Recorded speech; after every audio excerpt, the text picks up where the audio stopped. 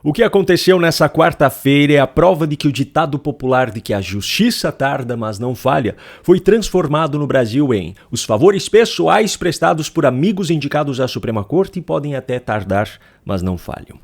Após a CPMI do INSS no Congresso ter aprovado na semana passada a quebra do sigilo bancário de Fábio Luiz, filho de Lula, e de misteriosamente Davi Alcolumbre ter decidido manter a decisão tomada pela comissão, contrariando todas as expectativas depositadas sobre ele, foi a vez de entrar em campo aquele que hoje ocupa uma cadeira de ministro do Supremo Tribunal Federal após décadas de militância política e ideológica em favor do pai de Fábio Luiz. De acordo com o que foi noticiado pela imprensa, Flávio Dino decidiu hoje suspender a quebra de sigilo de Lulinha e da amiga dele, a empresária Roberta Luxinger. É importante deixar claro que isso não tem nada a ver com a quebra de sigilo autorizada por Mendonça, que é o relator do caso no STF, à Polícia Federal. Só que a decisão de Dino representa uma afronta ao Congresso Nacional, à divisão dos poderes determinada pela Constituição e à democracia. O cara foi filiado a partidos políticos, ocupou cargos políticos e exerceu militância política por décadas. Na maior cara de pau, pouco tempo depois de ter dito em rede nacional que jamais indicaria amigos à Suprema Corte, o então presidente da República o escolhe para ocupar uma vaga recém-aberta no tribunal. Na sequência, um teatro é realizado no Senado, onde o sabatinado faz de conta que a partir dali será imparcial e os senadores fazem de conta que acreditam nesse milagre. O resultado dessa palhaçada está aí. Flávio Dino viu no mandado de segurança que a defesa de Roberta Luxinger ingressou no Supremo a oportunidade perfeita para agradar o cara que lhe colocou na lista dos 11 intocáveis desse país. Eu, sinceramente, não vejo qualquer perspectiva de mudança no STF enquanto não houver mudanças significativas na Constituição. Qual é o sentido de se permitir que a Suprema Corte de um país seja preenchida por pessoas que já tenham ocupado cargos políticos anteriormente? Qual é o sentido de se permitir que seja magistrado do STF alguém que nunca foi juiz em qualquer outra instância anteriormente? Qual é o sentido de se permitir que alguém chegue nesse cargo por indicação política e, a depender da sua idade, possa permanecer nele por até 40 anos? Como é que o cidadão brasileiro pode esperar alguma coisa da Suprema Corte se as pessoas que chegam a ela são as menos preparadas e as de caráter mais duvidoso de todo o judiciário? Pois é, e por falar em caráter duvidoso, o pai do maior beneficiado por essa decisão de Dino, ou seja, Lula, andou falando mais algumas besteiras por aí na noite de ontem. Lembra que eu falei no vídeo de ontem que ele cumpriria a agenda no estado de São Paulo e que havia convidado Alckmin e Haddad para acompanhá-lo na viagem, para que pudessem discutir sobre a estratégia eleitoral para esse ano? Pois bem, foram 2 eventos com a participação de Lula. No primeiro deles, que foi uma visita à fábrica da Bionovis, em Valinhos, no final da tarde, eu fiz questão de destacar primeiro uma fala de Haddad, porque é de uma cara de pau sem tamanho. É justo que nós produzamos parte desses medicamentos do SUS no Brasil.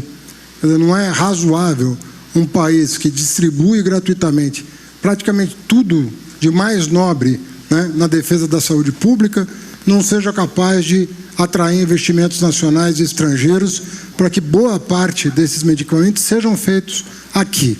Agora me responda, como é que os empresários e investidores vão se sentir atraídos pelo Brasil, como no discurso de Haddad, se na prática o poder público joga contra o empreendedor?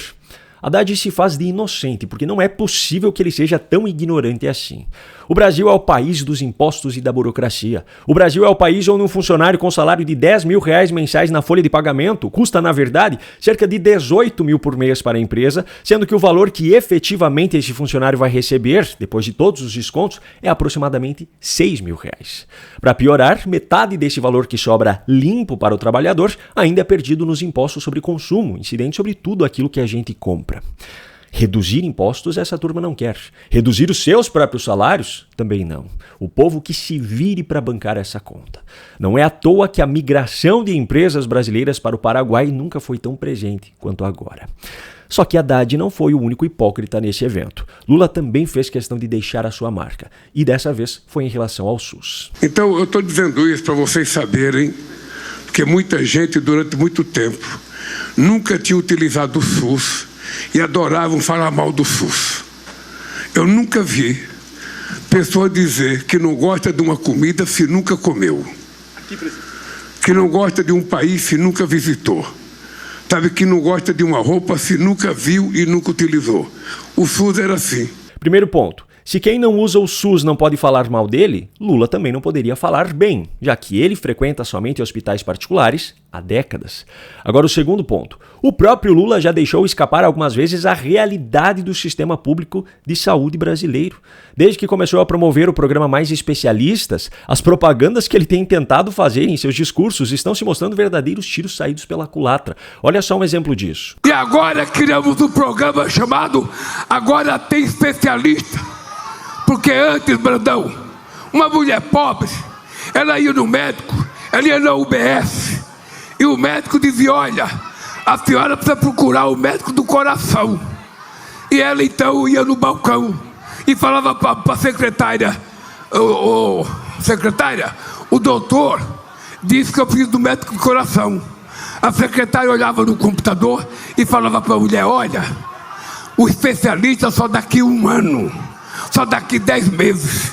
E a mulher ficava para casa esperando 1 ano. Aí quando ela ia esperar 1 ano, ela ia no especialista. Chegava lá, o cardiologista falava, nossa senhora, dona Maria, a senhora está com um problema no coração sério, tem que fazer uma ressonância magnética, tem que fazer um PET scan. Aí ela chegava na moça, o médico mandou fazer uma ressonância magnética. A moça falava, querida, só daqui 10 meses. Só que o discurso feito por ele no evento seguinte dessa terça-feira foi ainda pior. Já à noite, na capital paulista, Lula participou da 2ª Conferência Nacional do Trabalho. Como já era de se esperar, ele falou sobre o fim da jornada 6x1, que é uma pauta que o seu governo está agora determinado a aprovar antes das eleições. Como eu já falei várias vezes por aqui, essa redução na jornada tem impactos positivos e tem impactos negativos. Só que como a esquerda brasileira está interessada na popularidade que essa pauta traz, eles só se interessam pelos estudos que favorecem a sua versão da história. Agora, isso nunca tinha ficado tão escancarado quanto nessa fala de Lula, que chama esses estudos contrários de discurso de terrorismo. É preciso que a gente saiba, sabe, que não pode prevalecer a mentira. Eu vi um dia desse artigo dizendo, se for aprovado a jornada, sabe, de redução da jornada de trabalho, vai ter um prejuízo no PIB de 250 e não sei quantos bilhões de reais. Ou seja, tanto há discurso de venda de facilidade, como há discurso de terrorismo. E para finalizar, um recorte que mostra aquela versão de Lula que não costuma aparecer frequentemente na frente das câmeras. Veja só o exemplo de educação dado por Lula na noite dessa terça-feira em São Paulo, com uma pessoa da plateia que queria lhe entregar uma carta. Quem é sindicalista e é grevista sabe de que muitas vezes você sabe que o acordo é possível, mas muitas vezes não se tem coragem de falar numa assembleia. Muitas vezes não existe coragem de falar. Entrega aqui para outra pessoa, meu filho. Como é que você quer que eu vá pegar a carta aí? Bem, então, nós temos que ver. Pois é, se fosse alguém do outro lado, as manchetes da imprensa agora seriam sobre o comportamento explosivo do presidente, sobre a falta de empatia ou qualquer outro argumento negativo. Mas como foi Lula quem disse, ou trata-se apenas de uma brincadeira, ou é algo que nem precisa ser noticiado.